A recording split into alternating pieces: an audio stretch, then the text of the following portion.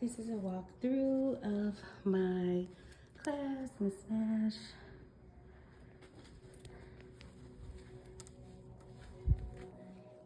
All right, for a normal day, well, can we call a day normal? Here is the board where I keep the objectives, and I teach pre-AP English 1, 9th grade, and I teach regular English 1, 9th grade. And this week has been crazy. The last 2 weeks, we're giving assessments. So my English regular class is doing their Unit 1 quarter final, and we have done our final in pre-AP, so we are moving on to reading Lamb to the Slaughter. Move that.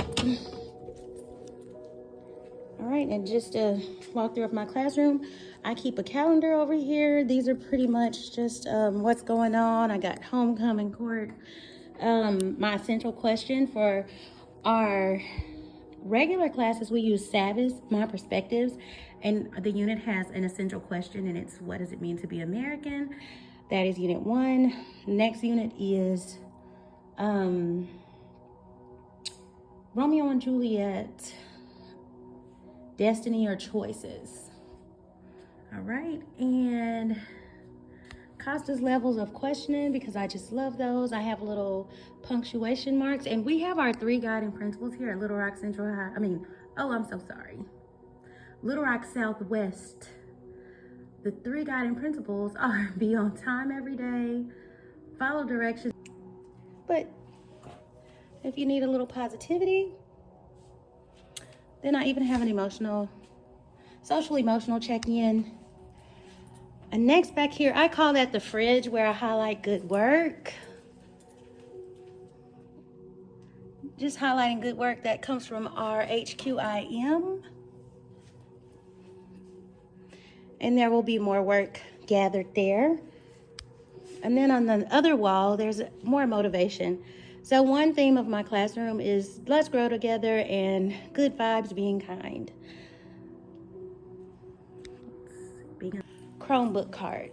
And this is a real day. You see things are kind of disheveled, but my students can get their pencils over here. I have graphic organizers.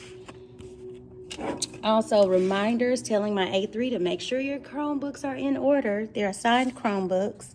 They all have a number. Someone left their packet. So we use our Chromebooks pretty much every day.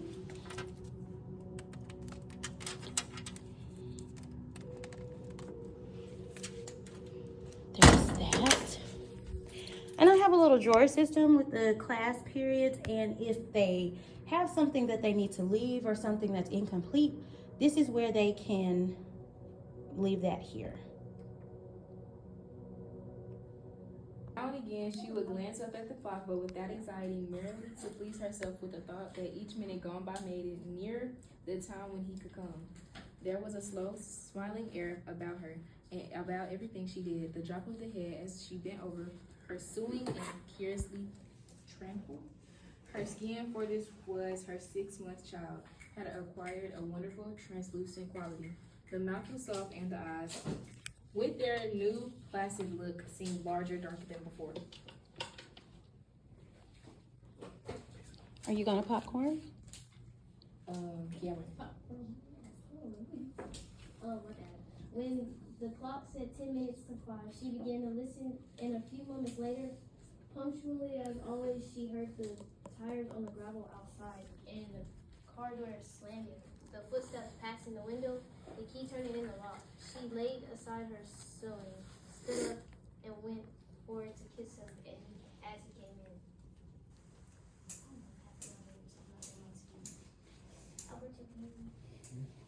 And we're on paragraph 5 for whoever's next.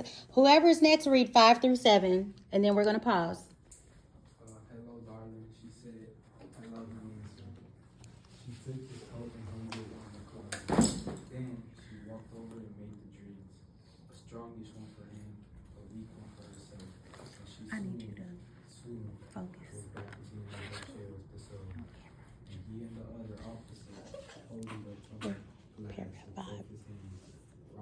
Thank you.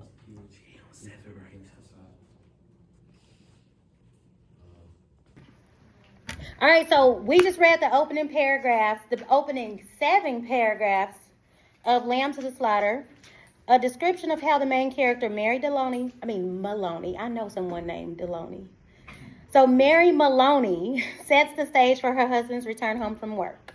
Describe the physical details Mary prepares and her emotional state of mind as she awaits her husband's return. So what does this have in common with all the other stories and the thing we are looking for? What have we been looking for? Those things are right, but the telling details, that's unit 1. Telling details. So you are going to highlight the description of how the main character, how she sets that stage. So these are physical details Mary prepares and her emotional state.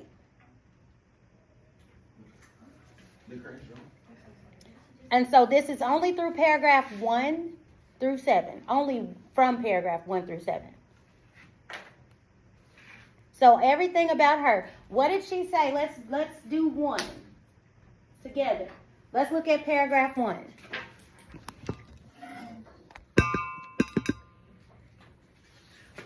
Look at paragraph 1. And what is one of the physical details that she mentions? The curtains. 2 table lamps of light. The curtains were drawn. The 2 table lights. The 2 table lamps.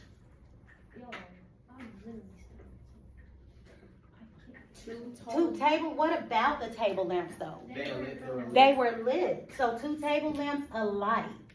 Yes. The room was warm and clean. Warm and clean, so we can feel the setting, right? 2 tall glasses. 2 tall glasses. What's in the glasses? Soda, water, whiskey. And fresh ice cubes. Ooh, fresh ice cubes. Where were those ice cubes? In the thermos bucket. Okay. So those were all physical things that she had out preparing for her husband's return. So let's go through paragraph 2, 3, 4, and lines 5, 6, and paragraph 7, and identify the rest of those physical details or things about her emotional state that she describes, or that Mr. Dahl, the author, describes. This isn't one of the first stories we've read in a minute that's not in first person. What person is this? What point of view is this? Third person, yes. There was a slow smile in the air about that. Mm-hmm.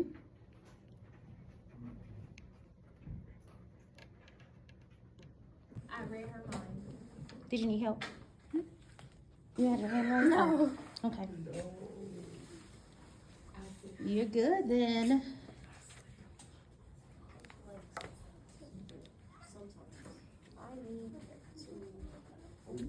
With this one, now and again, she would glance up at the clock both times.